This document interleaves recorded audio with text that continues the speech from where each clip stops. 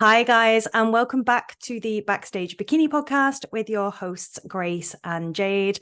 Now, I keep saying this is a pinch me moment, but it's another. We keep getting them. But the reality of this situation is like this is a huge icon, a huge person that we look up to in the industry that we have had the pleasure and nothing less to welcome onto the podcast today. So she is a Olympian, IFBB pro, Bikini pro, Aimee Vasquez. Delgado. Delgado. Oh, Yeah. I almost did it. Of course, I just got married. Yes. Literally 2 weeks before the Olympia, we got married. So it's still in the process of, getting it changed and officially on documents and stuff. But yeah, I could see on the screen it says Aimee Velasquez. So yeah. Yes. Either way, the pronunciation was awful. Well, welcome, Aimee, and congratulations, of course. But for our listeners, really, anybody hiding under a rock that might not know who you are, do you want to introduce yourself and just explain a little bit about your background and how long you've been competing, that kind of thing?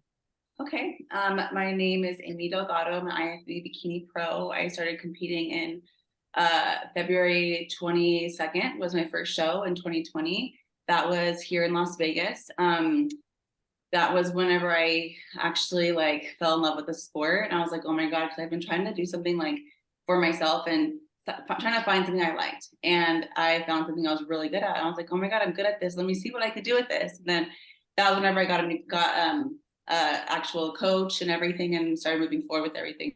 But that same year, I was able to turn pro 4 shows later at USA's in 2020, right after COVID. And thank God, some people thrive in COVID, some people don't thrive in COVID. I really thrived in COVID as far as learning how bodybuilding truly is and, just everything. So that's been a crazy journey that first year of just getting started. And then, stepped on the pro stage the next year. And then we finally got a win the following year, which was just last year. My first win was Tampa. So that was incredible. And then we've just been doing incredible since, and still new in the sport, but I've learned so much along the way. And I have a great people around me. My coach, Jamie DeBernard, is incredible. So yeah, we're just getting started. We're here. It's incredible. It's honestly been, yes, it's been incredible to watch your journey the last couple of years and even just the recent Olympiad, how well you did. But I suppose going back to even 2017, did you think then that the Olympia was the goal? Did you even kind of have that in your head, or was it kind of you were just taking it almost day to day? You said 2017? Yeah, was it 2017? Sorry. No. You got into competing? That was when I actually got pregnant. I had my daughter in 2017. Oh, wow. Yeah, I had Aria in 2017. She's 5 years old. So yeah, I'm a mom. But I started in 2019. So 2019. I started actually lifting in 2019, then stepped on stage in February of 2020. But no, I didn't know what the sport was. My coach, my trainer, I had a trainer, he happened to be a bikini coach, and he was like, get on stage. And I was like, no. He's like, get on stage. And I kept telling him, but he was prepping me for it the whole time. And I just followed this plan. And that's something that I'm really good about. I'm obedient. I can follow a plan to a T, ask no questions. So I followed his plan, and he threw me on stage, and I didn't know what was what. Even when I turned pro, I didn't really know who was who yet. I was literally just head down, focus on what my coach said. I didn't look at anyone else. I didn't even know who the top people were yet, because I was just focusing on what do I need to do. And I think that carried me so far in the beginning because I didn't know anything about the sport. I didn't get in my head. I wasn't knowing about what the judges are looking for. I was just following a plan. Yeah. And I think we've spoken about it so recently as well, haven't we, Grace, about the novelty of having that experience. And I think the wider and the bigger that bikini gets and just the sport in general, you lose that novelty sometimes of having that. It's almost ignorance to a degree where you can just enjoy it, just be present and just find your own feet before you understand the pressures of what you're coming into. So it's actually quite refreshing for somebody, Aimee, who has been as successful in such a short amount of time that you still had that. You said that you've learned a lot sort of in the small time that you've been in the sport. What is it that specifically stands out for you in terms of learning in like going into sort of the pro league and stuff like that? How did you find that experience? So my history is a lot of history there. Before I started bodybuilding, I would say I wasn't a functioning adult. I wasn't a normal functioning adult as far as like, it's hard to explain because it's a lot, but I didn't know who I was. I didn't know a lot just because of my upbringing. I have a big lack of education in that type of sense. So it was more about discovering who I was and discovering what I wanted to do and what I'm good about, what insecurities I have. You know, I didn't even know self-awareness. I wasn't even aware of that. So it's just about learning, you know, learning myself, learning how I approach things, learning how I think about things. That's the biggest thing is my mindset. I've grown so much, and when I actually put all my eggs into a basket and I've tried, I'm like, why is this not working? And then you take a step back and you're like, wow, it's because of my thinking, because of how I am as a person. And I'm very stubborn. And, you know, I've been with my husband for about 7 years. So he's always told me these things about myself, but I'm like, no, I am the way I am. You know, you have to deal with it and just take me as I am. But bodybuilding really lets you think about who you are and who you want to be, and you can't run from it. You got to deal with it, and you got to push forward and get through it if you want to be good in the sport. I 100% agree. We speak about it all the time, you know, especially when you're in a prep and, you know, you're solely focused on this goal and you kind of get in your own head and you realize a lot of things about yourself, you know, overcoming those kind of hurdles as well. But would you, I suppose, consider yourself a competitive person, you know, because, you know, you're in the top 5, top 6, it's like there's bound to be an element of competition there. But when you kind of first got started, was that there? Were you just doing it for, I suppose, the love of living the lifestyle, or did the kind of competitive nature just slowly creep into you as time went on? That's fine. So I've been a competitive cheerleader my entire life. I started cheer, and I don't mean like the Go Team Pop Warner type of pom-pom stuff. I did like competitive stuff where it was flips, jumps, you know, very structured, disciplined, you know, and I did that for about 13 years. And then when I aged out, that was when I really got lost. And that was when I lost myself, and I turned to a lot of different things that was just not healthy and good for me. And then this finding the sport really made me find myself back again, you know? So it's really more of like a distraction. So yeah, I do agree. I'm very competitive. I love to win. When I was cheerleading, I was always, of course, you start in the back because you're not gonna magically be flexible. You're not gonna magically like learn how to tumble right away. So I always started in the back, but girl, I made my way to point every time. Point flyer, point jumper, every time I made sure, but I knew what it took to get there, which means going to flight classes, going to tumbling school. I would beg my mom to take me to all these things. So, which took more of her time and money. So very thankful for my mom for letting me do all those crazy things that I put her through. But yeah, so that really taught me the structure and discipline to like, if I want something, you have to go out and do it for yourself. It's not going to happen. You got to do it. Your first question, I think it was, what was it? You asked me 2 questions. I think competitive. I suppose like, well, you did answer it, I suppose, in terms of like, you were competitive. And like, I think we all go through, don't we, that kind of period of time in our life where we kind of not lose ourselves, but, you know, we put our focus into other things. And, you know, bodybuilding kind of always finds us, I suppose, at the right time when we need it. And it sounds like it very much did that to you, and it brought you back to your roots of being competitive, but just in a different, more physical sense, you know. But I suppose going back to the cheerleading and stuff, would you say that gave you a really good base in terms of your physique? Because I think, you know, you look at like the top athletes, a lot of people do have a background in sport, and some people don't. You know, Ashley Kay is a prime example, and, you know, we come across people all the time that like, no, bodybuilding was my sport, or you were either a really sporty person. So do you feel like that has positively impacted you in terms of your kind of muscle building? In terms of muscle building, I would say yes and no, but more towards no, because the only things I got with muscle and cheerleading is quads and calves. and I don't like my quads right now. They're a little you know, frustrating for me. They're just so they're matured and everything, you know, with that mature muscle, it's hard to get that gone. But so that part, I'm like, for my division, I'm kind of, but I did not have a butt. I had no like muscle, but I had strength and power. But when it comes to posing, my hand-eye coordination is so good. So because I'm able to have people throw me in the air and I have to hold one leg and I have to, you know, be doing things. They throw me, I have to kick and twist and then flip again. And I have to be able to control every body part. So when I'm posing, I know what every body part is doing. It's completely separate. Like if I'm hitting my arm, I know what my left foot is doing. I know what my right knee. I can feel every body part individually. And it's so crazy to say, but I can control every part differently at different times. So that helps me so much with posing and being in sync and in tune with my routine and stuff. Yeah.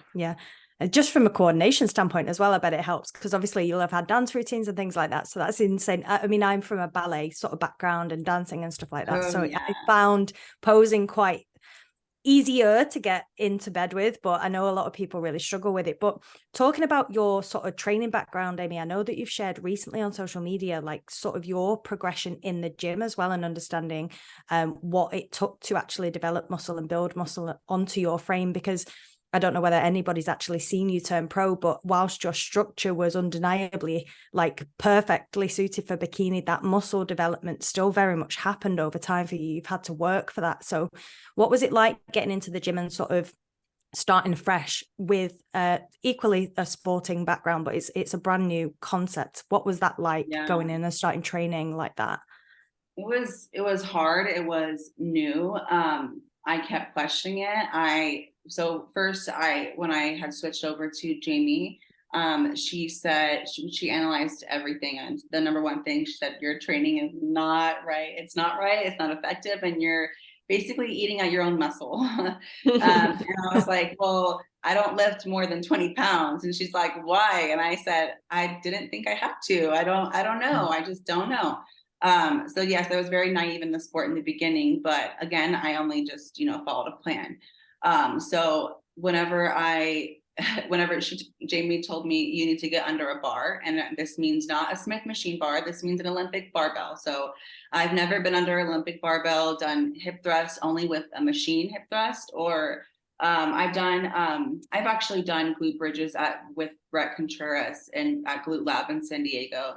I used to live in San Diego back in 2021. So that's where I learned that movement, but I never did it if I wasn't in there with him. So I got under Olympic barbell for the first time, doing deadlifts, doing squats, doing RDLs. And it was not normal, to where I would cry. And I'm like, this is not normal. Girls don't do this. I'm going to get hurt. I'm scared. I was literally battling my trainer. And her name is Talia. I was battling her because I was telling her, this is not normal. I'm going to get hurt. People don't do this. Like, guys do this, girls don't. And so she just kept telling me, no, this is what you have to do to grow. And soon, it was really hard in the beginning, to where when I would go home, I couldn't even eat. I would crash my body. I would just sleep. And there's times where I'm working my body so hard to where I kind of like get dizzy. You know when you need some sugar and you get dizzy, where you're gonna pass out, and you get sugar and you feel good right away, carbs. Yeah, so I had a couple episodes of those. You know, things just, my body definitely went through some trauma with training, but it's just new understanding, you know, that this is what you have to go through. And I just never did it before.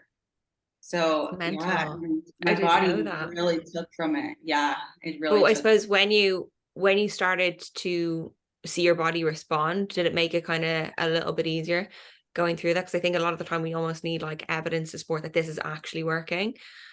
I didn't know what I was looking for. Like when I tell you I was naive in the sport, I'm so obedient.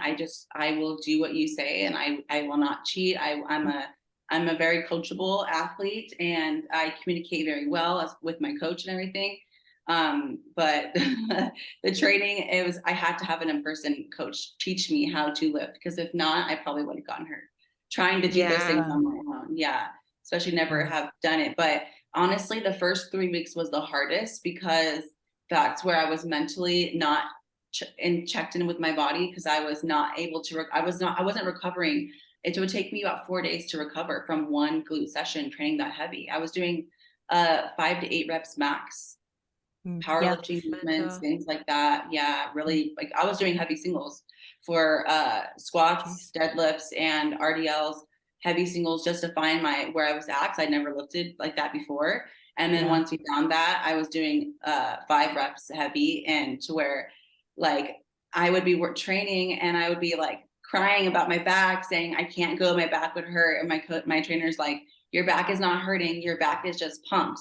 Your back is just pumped, so you can keep going. And she would yell at me and tell me to keep going. And I'm just, I had crazy. Like, I can't do this. I suppose it's not really like the traditional way how most people kind of get into the gym, really, is it? Especially not like somebody as talented as you know, about to turn IFBB Bikini Pro. So that's mental. But I suppose like with that training and stuff, were you ever limited in a way, because you said that your quads were kind of like a big muscle part? Did you have to kind of strip it back, or when you first had those training sessions, it was like just do whatever?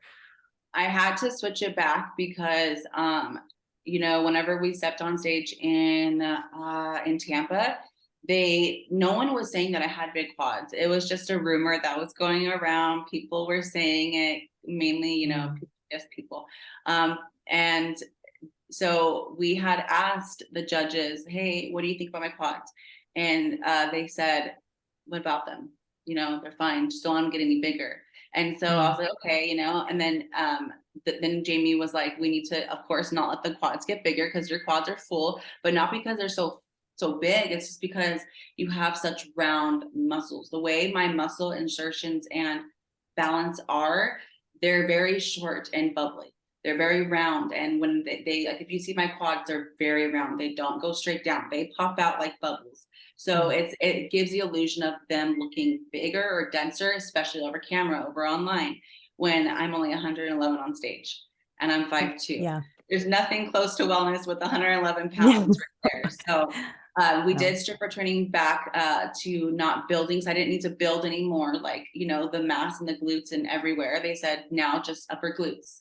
So that was whenever we stopped squatting. I don't squat anymore. I don't deadlift anymore. I only do motions that's just hitting my backside. And it's been working just to help, shape the glutes. And now I'm resting a lot. I haven't, like the last 2 months, I've only trained probably a total 6 times, 6 or 7 times in the last 2 or 3 months. Yeah, because I need to rest. I don't need to grow. I'm very on point with my sleep, my training, and my sodium, my everything. I'm very disciplined. So if I'm able to grow during those little mini breaks, even if I'm lean, even if I'm in a deficit, but because I give my body a reason to grow. I push my training to where it's heavy, and I build that strength in the off season, so that whenever I am in prep, whenever I am tired and my body wants to save the energy, that strength, that from the muscle strength, does not go away. Your muscle strength is still there. It's still strong. So when I'm in prep, my muscle strength goes down a little bit, but not a lot, nothing like my energy does. So I'm still able to push heavy weight and tear muscle in between, and able to continue doing that because my muscle strength is there, but my body will adapt to different things that I'm doing. So if I were to train, like when I first started training heavy 4 days, 3 times a week in my glutes, I wasn't able to do that 3 times a week because my body wasn't adapting to that type of training until it started to adapt. And then I was able to train heavy. And now I'm able to train heavy glutes today, rest tomorrow, and train heavy again the next day, and I'll recover because my body knows, and it's been through it, and it knows what to do. Yeah, so it's been through the trauma already. Exactly. Your body will adapt to anything you do. You just gotta do it effectively, and you gotta do it. smart. And how does that impact you, Aimee, like in terms of, because you sound extremely disciplined and regimented, like your background, including how you compose yourself as an athlete now anyway, is very structured, and you don't put, by the sounds of things, you don't put a button wrong. How is it mentally for you to take a step back from training over those periods? Are you satisfied in your own mind that actually contributes to the overall outcome, or do you struggle with that sort of change in your routine? Like, how does that impact you? It's, I'm a very structured person, and so if you tell me not to train, I won't train. I'll be happy about it. I honestly don't train because I love it. I do it because it makes my body look a certain way. I do this because I'm good at it. Like, as far as like, I've struggled a lot trying to find what I'm good about, and when it comes to book smart or, even school, that's something that I really, really struggle. Everybody has their own things. Like, my husband, when it comes to business, oh my goodness, he thrives so well. But when it comes to dieting, he's not the best. But so for me, when it comes to business, I struggle so much. But when it comes to this type of stuff, suffering, you can tell me and I can do it, and I have no complaints, no issues doing it.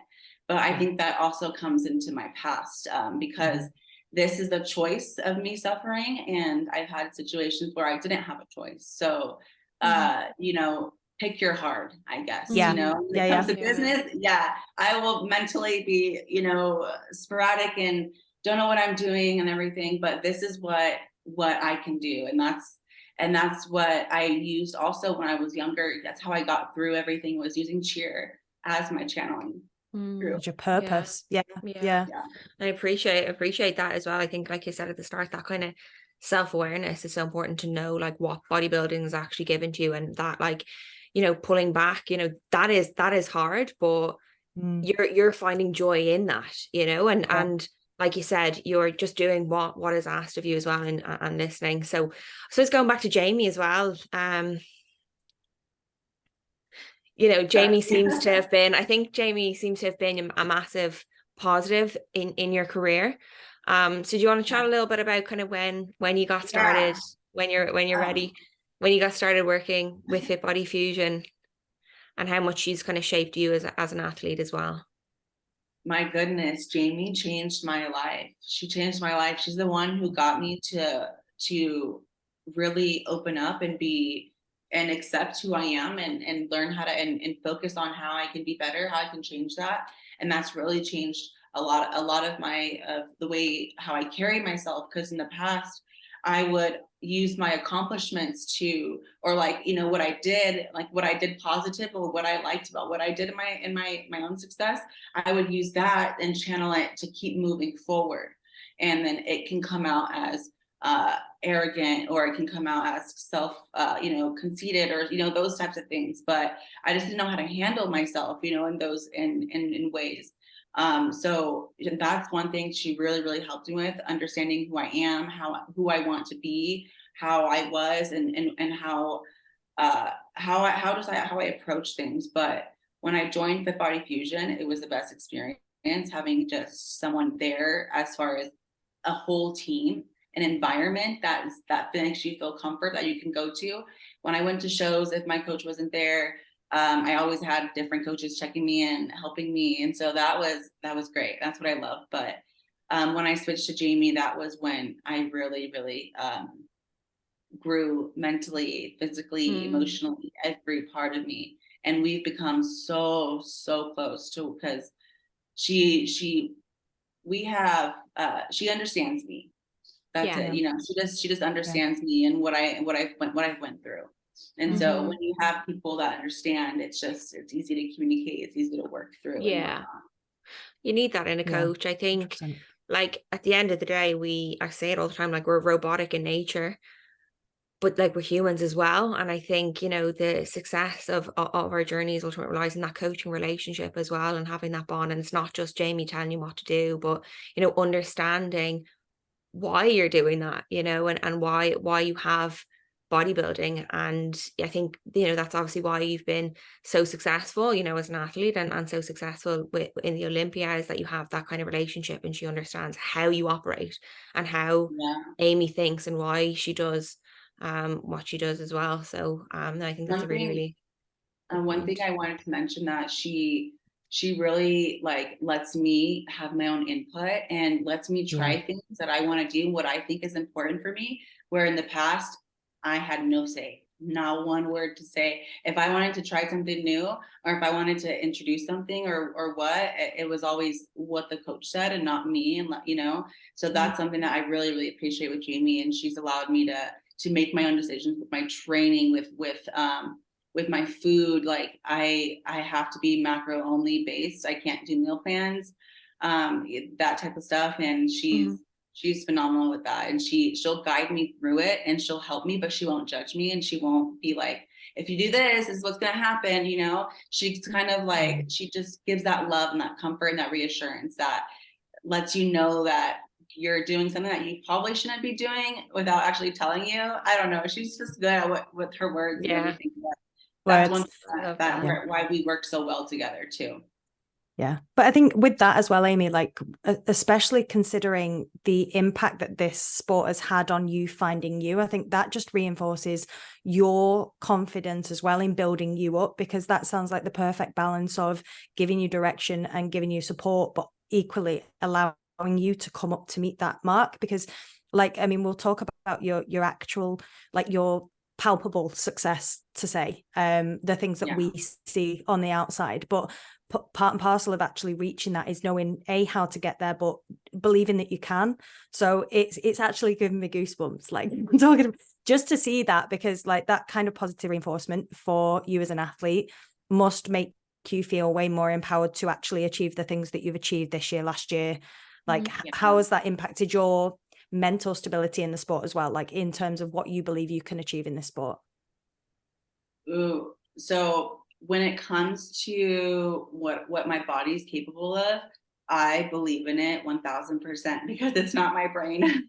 So I swear, when it comes to like me thinking, I doubt myself, I second guess, I will always struggle mentally. But when it comes to my body, what I'm capable of doing, like physically, I have no doubts of what I'm able to do and accomplish, only because I taught myself that a long time ago. I said, I want to be in the front. I want to be point flyer. I don't just want to be up here. I want to be number one. I want to be point flyer. I want to be point jumper. I want to be this and this. And there were some things where I said, I'm okay with not being point at this. I'm okay with not being point at that. And that's where I feel like I work really well with.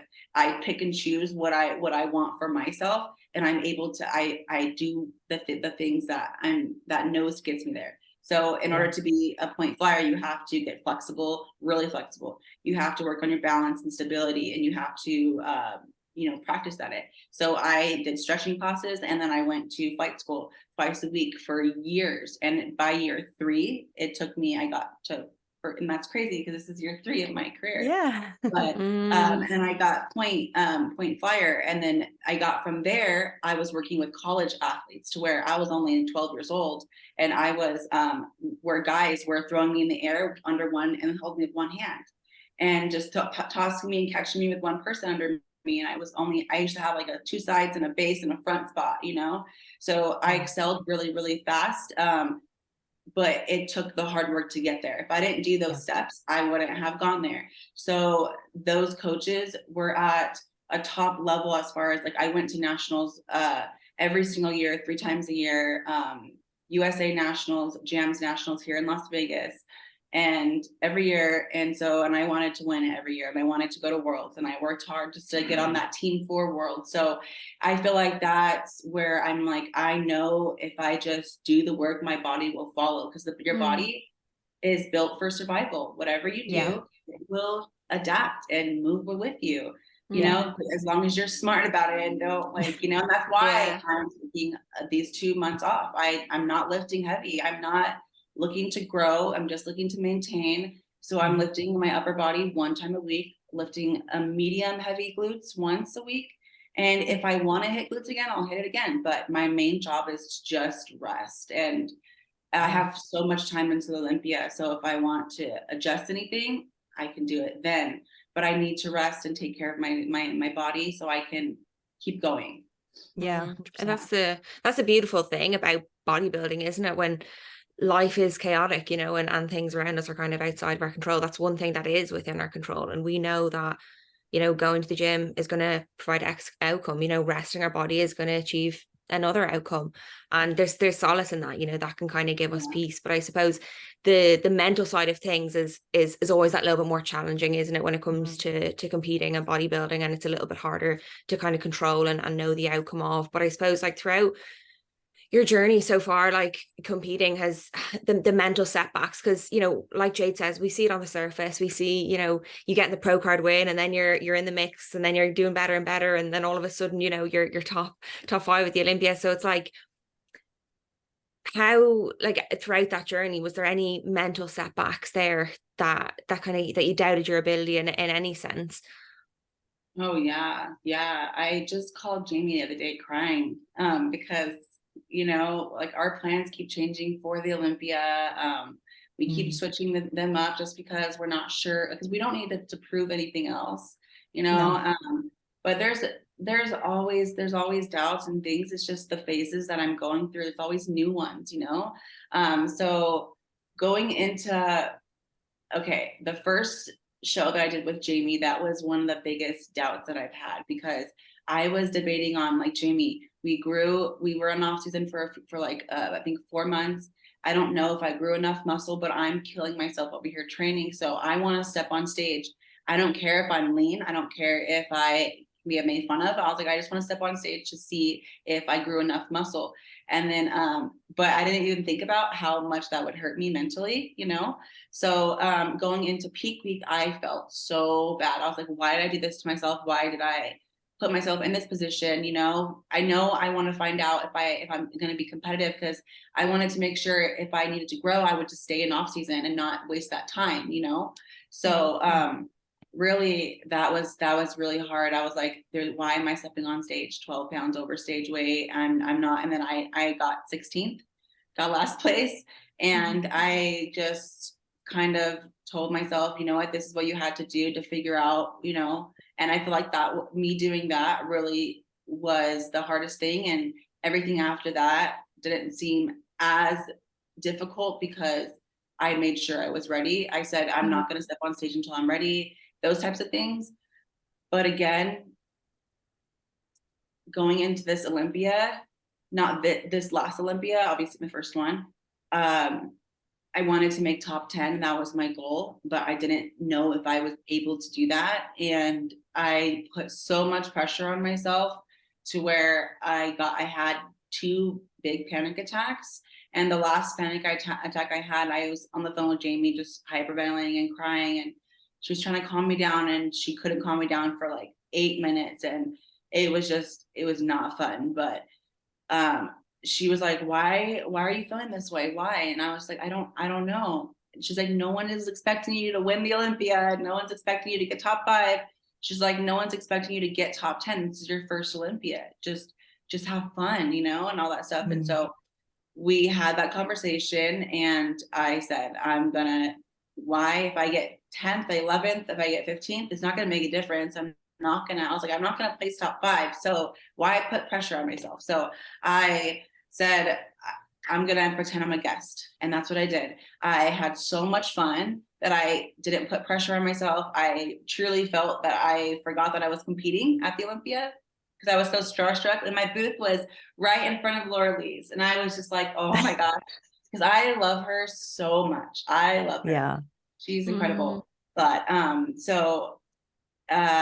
yeah, we did that, and I ended up placing 6th, which I felt like it was because I didn't put pressure on myself. If I did, what if I was like, you know, 7th, 8th, 9th, because of maybe inflammation or water holding? I don't know.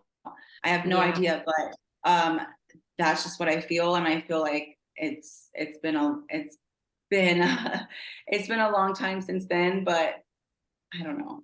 Like, look, you learn so much from that. Like, for your first Olympia to go into it with that kind of mindset and manage to overcome it is pretty impressive. And it just means, anything from here on, you're going to be able to tackle head on. That's so I suppose I look at it, and we're always faced with these kind of moments in our journey, even us as amateurs, and it builds us mentally, for the future. But this year, I gotta really not put pressure on myself. I have to really focus and not let myself get in my head. I have done that many times already because I've been resting, and everyone's getting ready for the Olympia. Everyone's doing cardio. When I see girls doing cardio, I'm like, I should be doing cardio. But then I take a step back and I'm like, no, Aimee, you need to rest. You stepped off stage in May. It's only been 2 months. You need to rest, and you don't have anything to prove. You've done what you needed to do. So now it's just any other stage. It's just like any other stage. Yeah, exactly. And I think with especially this year as well, Aimee, like getting onto your like you're competing at the start of the year, like you had such an incredible run, like over those 3 shows, like it was win after win after win. Like, did that lift you? Did that momentum really feed you? As that exasperated maybe the sort of pressure that you may or may not feel going into the Olympia, or do you feel like you're on a really good high now, like and whatever happens at the Olympia is what happens? I feel like I have great momentum. Just we won amazing, incredible shows. Huge.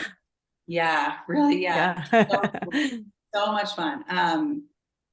Sorry, I forgot the question. Say it again. So has that momentum helped? So has that momentum helped you prepare, I suppose, mentally going into the Olympia? Has it exasperated or perhaps increased the pressure that you might feel where you sat? I wouldn't say it increases the pressure, because I feel like it more validates where I stand in the sport. So I wouldn't say pressure, but momentum, yes, because those are big name shows. So yes, if you win those shows, you're projected to do really well at the Olympia. Just like if you win the Arnolds, everyone predicts that you're going to win the Olympia, So it's kind of like that. So like, I know that the titles are pretty big. So that helps a lot. But going into Olympia, I feel like I'm not nervous, but going into those shows, like, I was scared I wasn't going to win at Pittsburgh. I was scared I wasn't going to win at New York. I was scared I wasn't going to win at Wasatch, because, not every judge agreed. Not every judge. No, I'm not sure what the feedback was for. Because that's, no, I'm right. You deserved it. You deserved it. Yeah, okay, no, give yourself credit. I think the scoring was pretty consistent looking at it. But I have doubts every show. I never walk in like I think I'm gonna win, but I know what I'm bringing, and I know it's based off the criteria, because that's what we judge off Maureen. That's what we're doing. We're making sure that I have that nice round full muscles close to Maureen. So that's what we're shooting for every show. So we try to, we're coming we're doing it. But I think the momentum's carrying me, but I'm not nervous. I'm nervous, but I'm not scared, I guess. I think you need to just, I think like with the shows that you've won, like they're incredible shows. And I think like when you're looking so far forward all the time, you almost forget to stop and kind of smell the roses a little bit and realize how far you've actually come, as kind of wishy-washy as that might sound, but like in such a short time frame, and yes, I'm sure like you want to be Miss Bikini Olympia, but look at the progress that you've made in the last year in the shows that you've won. So I think you're dead right going in with that mindset of like, it's just whatever show and whatever comes, you're just progressing as an athlete at the end of the day. But like in terms of like pressure and stuff, do you find that social media plays a role in that, or are you able to kind of block it out a little bit? Because I know, we do reviews on the podcast. You see bikini reviews all the time, people commenting, and, people have their favorites and what they think bikini is. Do you kind of let that outside noise impact you at all? Social media doesn't bother me too much, but because I don't have time to be on a lot, because I barely like, because I have obligations to post myself, and that's even hard for me. But of course, whenever I get closer to shows, I close my schedule and I have a lot more free time. So when I get closer to shows, I will mute accounts. I'll mute stories and posts, but I will sometimes be looking for, I'll go on certain pages and I'll check out what they've been posting and everything. I don't let that get in my head at all, because everybody has angles, everybody has different lighting. That doesn't matter. What you look like on stage, what matters. But for the most part, I do get FOMO of when people are hyping up one person, and then I'm like not getting hyped up, and I'm like, maybe I want to post something so I can get hyped up, so people can start talking about me or something, you know, about hype, or that I could get like, you know, FOMO, because I'm like, oh, I want to post something, you know, but I want to stir the pot. Yeah. So you know how good, like you know how good you are, you know, there's absolutely no shame in that, but I think you just want to give people a little bit of a teaser, you know, and have people recognize you as an athlete just as much. And I think, you know, all of the noise that we've seen about bikini and what fits, I actually think you have an amazing physique for the bikini criteria, and I actually wouldn't change a thing. And to be honest, like, you're my ideal, and like, we talk about this all the time on the reviews, and that, like, you fill your structure so incredibly well. So you know, I think that's something to be proud of, knowing that you're always bringing your absolute best. Yeah, that is one thing that me and Jamie have been very proud about, that we've been consistent, and we have been able to hit our conditioning that looks best on me. We're able to get our fullness and be able to make exactly, like, if they say we want, like, I went to Wasatch, they said I was not full enough, I was too tight, so they want to be fuller. So I went into Pittsburgh full, and then they loved it, but they said, we love this fullness, but we think you can be a little bit more tighter. And I said, okay, let's figure that out. And then we went to New York, and that was whenever we adjusted the tightness. And so I came in tighter in my waist, but with the same amount of fullness, and they loved it. And then that's when they changed my front pose. So the judges gave me a new front pose. So that's what I will be doing that. I'm currently 7 weeks out to my first show, and we're going to be just doing our new front pose for the judges. So before we get to Olympia, we can display that and see if it's what they want, because every time they want something a little different. So finding that sweet spot. Yeah, I always just thought, that's like, as a pro, like, that must be so difficult, you know, doing all the shows, and I suppose different judges. And sometimes, do you find that, like, each judge almost looks at a different thing, you know, and one judge maybe likes your look, and then the next not so much, or they're always looking for something different? Like you said, it's very, very difficult to kind of find that. How do you and Jamie work around all that kind of mixed feedback?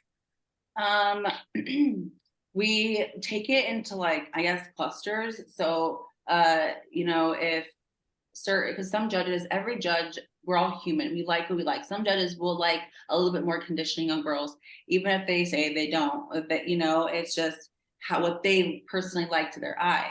Some people like more fullness. Sandy loves, you know, full bodies, you know, a little bit softer. She loves that. So if you know what judges you're coming into, so you want to kind of work your way around that to the criteria. But based off, we kind of take the main judges, the head judges of the Olympia, their main points into the most consideration, and then we kind of pick apart little details from each one, and whatever we have, like, you know, the most of, and when they correlate with this, we kind of, you know, but we don't, if one judge says we want this, and then the main judge is saying no, I'm not going to do that what that judge wants, you know. So it's just a finding a good balance with what judges like from you, you know. Yeah. And 100%. they're all very similar. It's nothing, it's only like some will say don't build glutes, and some say a little bit more upper glute density, and that's the only really thing. So it's really very, very minor changes. They're all very so similar. I suppose at the level that you're at now, Aimee, it's hairlines, isn't it? Like that it is hairlines between yourself and the next girl and the next girl. So being that sort of specific and trying to refine your physique, I suppose, to that degree is a difficult task all by itself, without trying to listen to a million people. But going to, like, sort of the show experience and things like that, and peaking your body, do you find it particularly difficult or not difficult to peak your body? How is that protocol for you? Is it something that, do you have to fill up quite substantially to fill your muscle bellies? I know you said you've got quite round, genetically round muscle bellies anyway. So what's your peaking protocol like? We make sure that I'm ready at least 1.5 to 2 weeks early so that I can have time to fill out. If I don't have time to fill out, I don't pop. So at Klash, I did not pop especially in prejudging, because I only filled out one day. I was not ready for that show. And as far as in advance, I was not ready. I was crushing cardio up until Wednesday of that peak week. So one thing we do know about me is I can drop inflammation pretty quick. I only need about one day of rest to drop my inflammation. And so whenever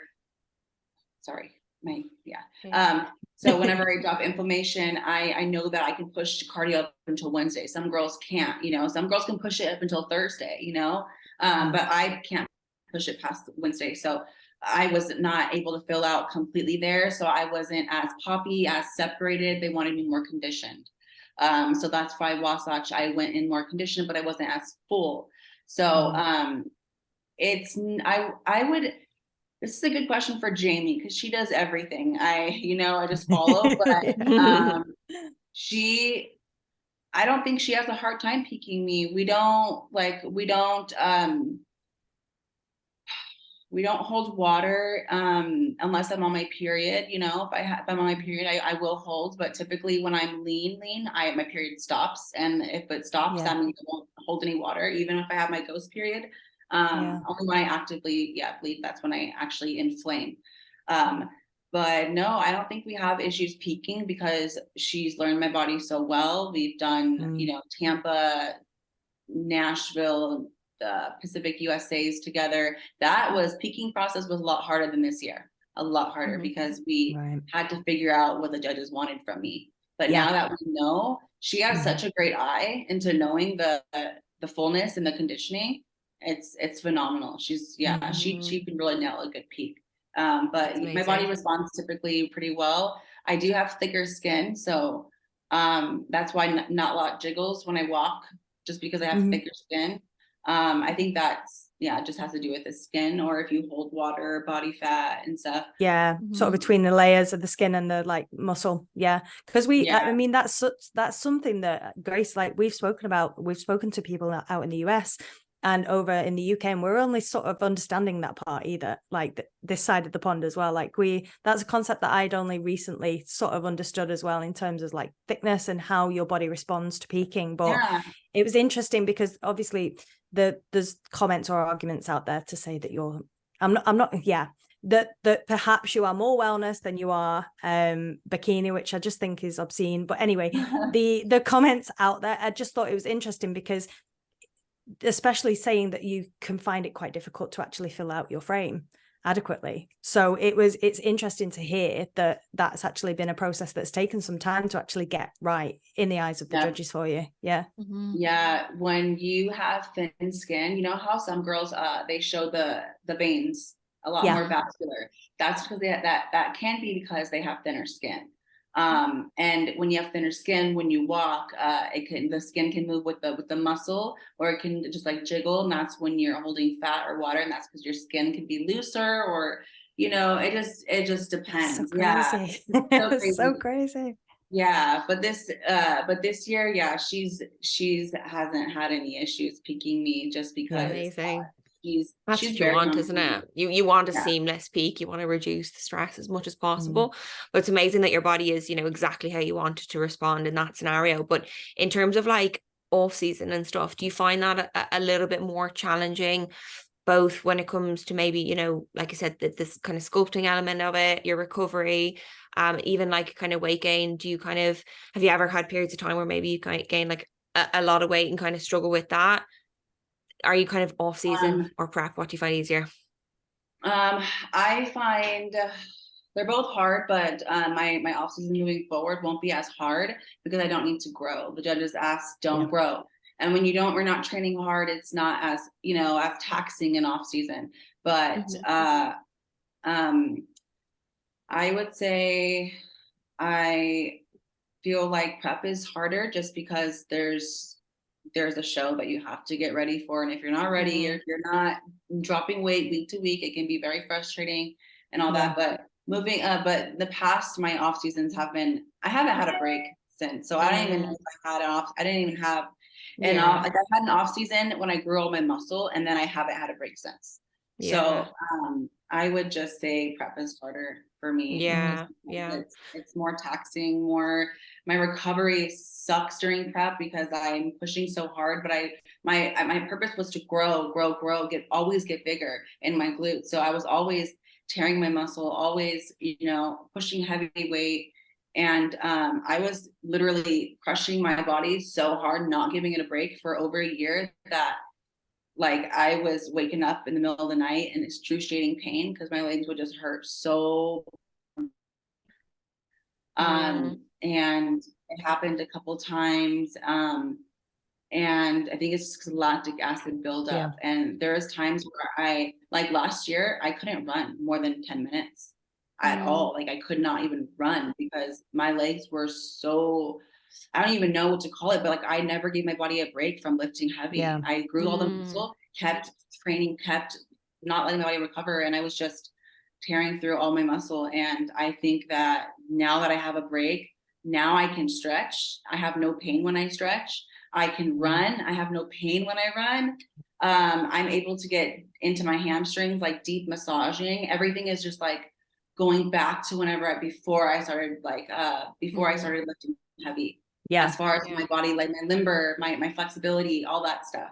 Because I grew so much muscle and from training so like intricate and everything, and I didn't allow my body time to recover or let my ligaments everything has to heal. It's gonna be your body's clearly thanking you right now. Yes. It really is. Like, honestly, I'm exhausted even just like thinking of all of the stress on your body. It was brutal, and I really want to I wish I got a lot more footage of that during that time, but we didn't get a lot of footage. But I couldn't run. I couldn't even foam roll. If I foam rolled, my legs would be in pain all night. If I stretched, if I did Bulgarian split squats, because that required me stretching my muscles, but actually doing work on them. And every time I stretched, every time I jumped on a trampoline, my body would hurt so bad.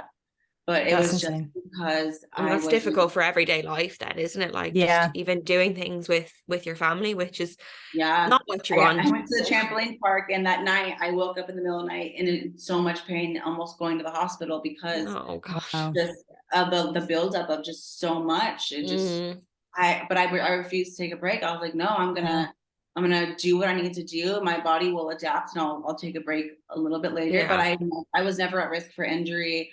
I never, like, if I needed the day off, I would take a day off, but that day off is not enough for the joints, the ligaments, everything to heal, recover. It definitely was not enough. And I did not take a break. And so that's why I'm not training right now. I'm taking a big break and really being able to focus on the other things. It's so nice to hear as well, because speaking to yourself and Maureen, Aimee, like, I think we had a preconception, and especially when your training adapts to the degree that it is doing now, obviously you're taking much more time away because the physique's there now. It's refinement. It's about resting, recovering, and making sure that your body and you are functioning the best you can. But both yourself and Maureen have had like quite extensive sort of grueling training backgrounds. Like, you're lifting heavy, and we miss all of that. Like you said, like, you didn't necessarily document it because it's just what you had to do. But it's really nice as amateurs, especially. Like, we love a good hard session, don't we, Grace? So it's nice to actually hear that. But I mean, bless you for trying to manage family life like that. But that's it. It's like there's so much value in taking that time away beyond just letting your body recover. It's spending that clearly well needed time with your family and with your daughter. So how do you find that kind of transition into prep a little bit more difficult, being able to enjoy more life to then kind of being more restrictive on prep and kind of energy dipping, and like you said, recovery being poor? How do you manage family life then? I got to a point to where my daughter, when my cardio got high and 2 times a day, and you have to do your own training midday, So my daughter got so angry at me because she was like, I hate the gym. I'm not going to the gym anymore. I'm not going to the gym. Because I would tell her 3 times a day, get your shoes on, we're going to the gym. Get your shoes on, we're going to the gym. When it's 3 times every day for weeks, she's like, let me just be in my room and play or do whatever I want to do. So it got to the point where it got really bad to where she hated the gym. I didn't want her to hate it. So after Clash, that was whenever I was able to, I purchased a Stairmaster, and that game changed my entire prep moving forward, because I was home so much more. I was home so much more, and she got to see it more and enjoy the process more. And that's important to me, because if she's not enjoying it, it's not going to be fun for me. And I want her to think of this as a positive outlook for her. And she eats chicken and rice and turkey and all that stuff. And she's really good with her diet and stuff, as far as like, she's not on a diet, but she was not picky eater. You know? She's aware of food. Yes. And I feel like whenever you're used to eating like mac and cheese and pizza, your kid will only want those things. You're always eating that. So her diet's been incredible, and she's been thriving. But I feel like I either have to pick and choose my family or friends. And of course, it's always going to be family. So I don't have any. I have some friends, but they're my clients and stuff. But if I were to try to have a social life, it would be so hard. So I can't even, like, my best friends, I don't talk to them. I talk to them very, very rarely, every once in a big while. And if it's my friends, they go to the gym with me. That's it. That's our time to hang out. Other than that, I have to be at home with my daughter or my husband. And if I take time away from my prep or my family, it's not gonna do well for me. So I just focus on my family when I can, and my prep when I can, and I don't pay attention to anyone else, honestly.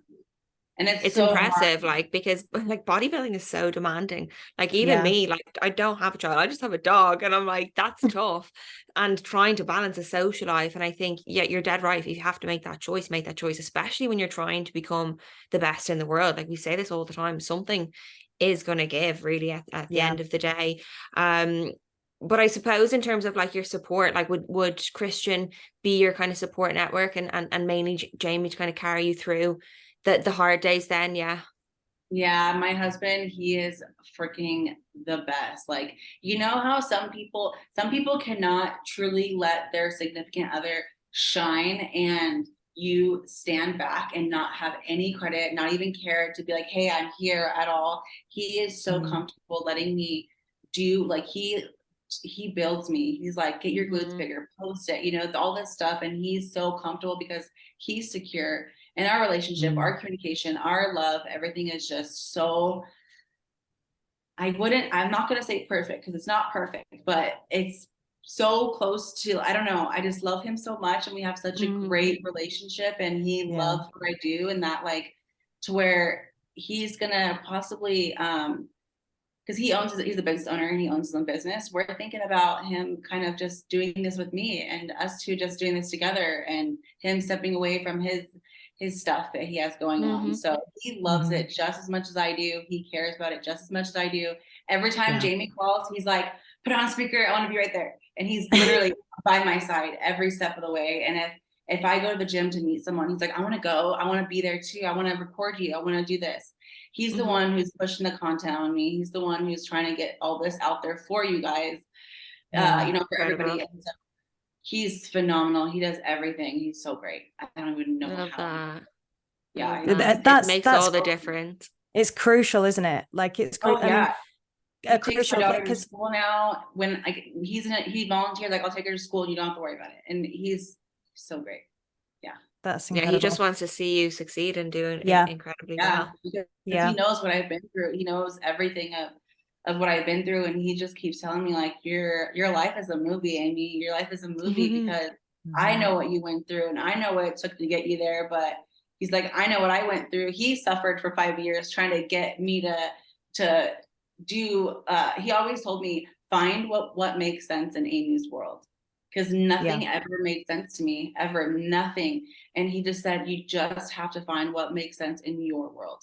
And I found it, and he was like, well, this is it, let's do it. Roll with it. Yeah. You've got to though. And I think, and I think having that support network as well, like we often speak to people that don't necessarily have people around them that have that understanding, or that they'll want them to succeed, but not necessarily want to be a part of the whole package, because it's an incredibly selfish sport. Like there's elements of this sport that you have to do on your own. Like you can have the support around you to encourage you, but you have to get on the Stairmaster, you have to go out and do your cardio, you have to do your session, you have to prep your meals. So like having that and having that surrounding, do you think that has helped you, as that contributed to the success, Aimee? Would you say that you wouldn't necessarily have got there without having that kind of support? What do you think? Tremendously. I'm here because of that, because I feel like a lot of people struggle because they can't say no to certain things. So my lifestyle goes hand in hand with bodybuilding, because I don't go out to eat, I have a child, I don't party, I don't drink, I don't have friends, because I have a kid and I have to focus on her and everything. So that I don't have any friends to ask me to go out. I don't have any birthday parties to go to unless they're 5. I don't have all these things that's drawing me away from my goal, away from my success.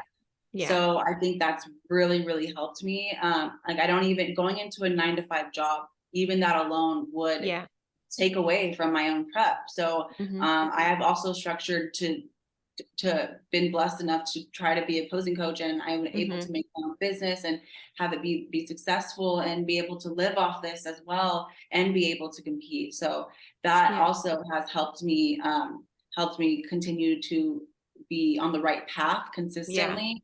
And but also it has taken away from my social life even more, but I don't mind. I was just gonna ask. I was just gonna ask, like, because I work with a lot of like lifestyle clients, and you know they commit to this process, and even I have a couple of competitors on the team who are mothers as well. What would be like your biggest piece of advice to people in that position who are struggling to kind of commit themselves to bodybuilding? Because like you said, like there's this kind of social events and stuff like that. Like how did you find it getting into it back then, and what would your advice be to somebody else? I used this thing. I said I created a happy bubble. So I just made this imaginary bubble around me, and I said, this is my happy bubble.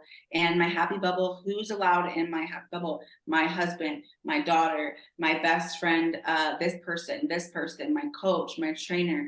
Okay, no one else is allowed to be in my bubble, and I'm not going to let anyone poke my bubble. I'm not going to pop it. I'm going to protect my bubble.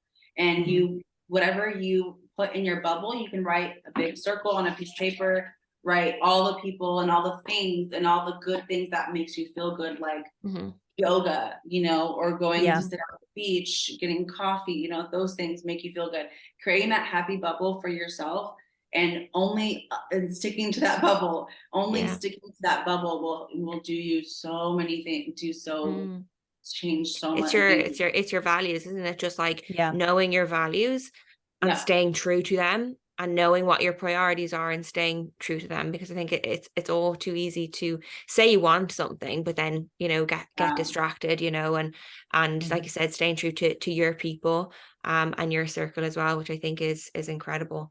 Don't let anyone pop your bubble. Just got to keep that, but be honest with yourself of who you truly need in that bubble. And leave out the people that you don't need and that's not serving you or helping you, at least through the prep. At least through the prep. Even those people are in your life still, but you just can't let them in when you're in prep. And come here, we had a friend of ours on the podcast last, and we actually finished the conversation with her saying, how she wanted her comeback to be, after she had a baby, and that would be like the ultimate comeback. Like, did you struggle at all after you had, it's Aria, and I don't want to be pronouncing it wrong. Aria. Did you kind of struggle kind of getting back into fitness after that, or was it kind of just totally natural to you? Because I always think about it, I'm like, oh God, if I have a child, I don't know if I'm going to be able to look like you afterwards. Back end of a bus. I just don't know. I think I was 22 when I got pregnant. I was very, very, so I was, I couldn't gain a pound of fat when growing up. And the last, like when I met Jamie, I never went over 113 pounds in my life, never. And that's me trying, okay, trying. So, sorry, the point. Oh my God, I just spaced. No, about just like, did you kind of struggle after having, you know, I suppose at 22, it's quite young. So your metabolism was maybe a little different. You're probably more active, but I was not I never trained. I never lifted. I didn't do anything fitness because I aged out of cheerleading at the age of 19. And so from 19 to when I started bodybuilding, 2020, I didn't do anything besides just like normal people life, you know, no sports, no gym, no running, nothing. So, but I couldn't gain any weight. And so when I got pregnant, I gained 50 pounds max with the baby and everything, but I didn't work out. I didn't do anything, you know? And then when I got off the baby, I did go to the gym a few times, honestly, only a few times. And I just did some running and everything. And that was only the first few weeks. But it just kind of came off over time. I always wanted to gain weight. And I think it was just, I was focused on the baby. I just had a baby. I wasn't upset about myself. You know, I just kind of understand the process of it, but I didn't gain too much weight to where I felt uncomfortable post baby. But the weight my metabolism was just really fast and it just came off naturally. And now I struggle getting weight off.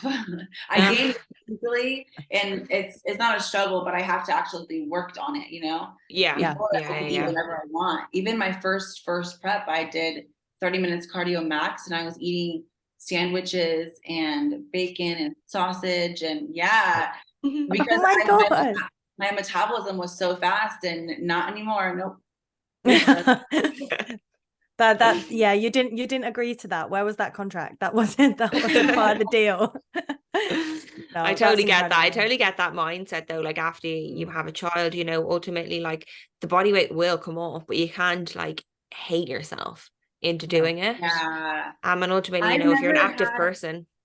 I've never been one of those people that doesn't let yourself gain weight, or like if I know in order for me to gain weight in order to grow, I will be okay with gaining weight to grow because that's the phase I'm in. But I think it's more, I have a husband, you know, I've let all that go of my personal looks a long time ago, and he loves me for me. So I think that's where I'm most comfortable. And if I didn't have him being so like loving me the way I am, I think maybe I would have some more insecurities, you know, about how I look and whatnot. But I'm pretty much very accepting in any stage that I'm in, just because I had lived with him and we're happy.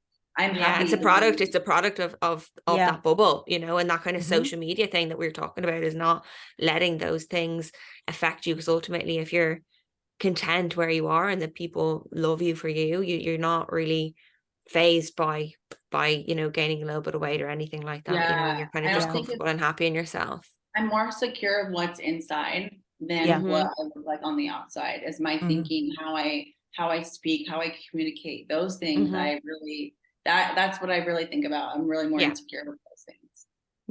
Love that. Love that.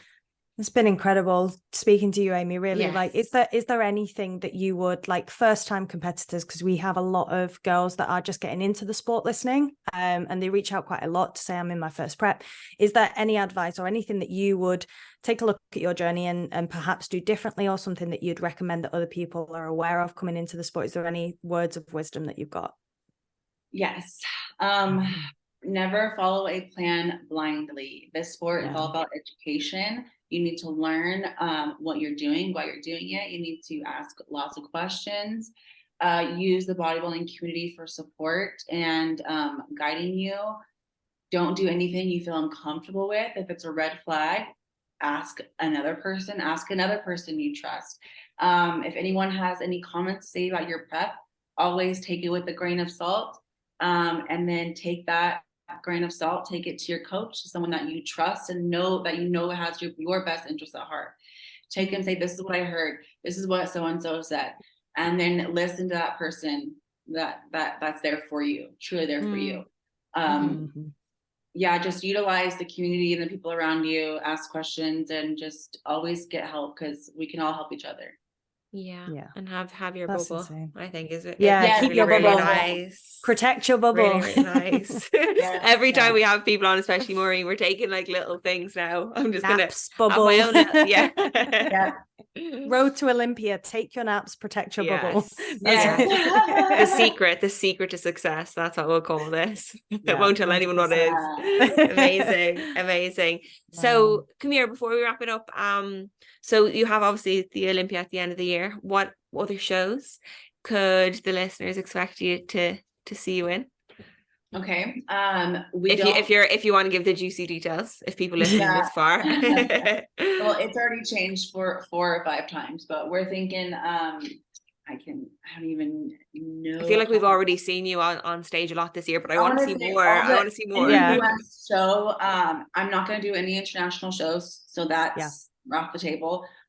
Starting September, I'm going to hit whatever US shows there are. I think San Antonio Pro. I think there's a Texas one. I think there's a Legions one. We're just gonna follow. I'm not sure what Jamie's plan is, but because we have 3 different plans. We have a plan to either step on stage or not step on stage and just like do some mock peaks, or those 2 plans. So or we plan on just jumping in a show, just waiting for my body. So we don't really know, but I am 7 weeks out. I'm either planning to step on stage in 7 weeks or not step on stage, but I think I am pretty sure I'm going to step on at least two or 3 stages before. Amazing. We can't wait to see you upstage again. Honestly, you've been a pleasure to watch, and seeing all the different looks that you've been brought in, and even your posing as well. Like it's been just beautiful. And you're one of my firm favorites this year. No pressure at all, but I absolutely love your physique as well. So you should be so proud, and we're looking forward to seeing you this year. I appreciate you guys so much. Thank you so much. Thank you. Thank you. Where can everybody? We can see you. Yes. Where can we find you? He's like wrap it up. I do want to just let anyone know that I am a posing coach for Top Level Posing. So if anyone needs anything, you guys can click the link. My website is www.fitnessbyaimes.com. And I also am coming out with my YouTube. Well, it's already came out, but my next video is dropping this week for the New York Herald. Amazing. And then we're going to be just dropping more videos from then, because my YouTube, they weren't accepting me to monetize my YouTube. So I couldn't post for a while, and then I finally got accepted. So now I'm able to post, and I had to fix all the copyright stuff. So incredible. Love keeping up to date with your YouTube. So definitely we'll link both of those in the show notes as well. But thank you so much for coming on, Aimee. We really do appreciate it, and best of luck with the rest of your season. Thank you so much. Bye. Bye.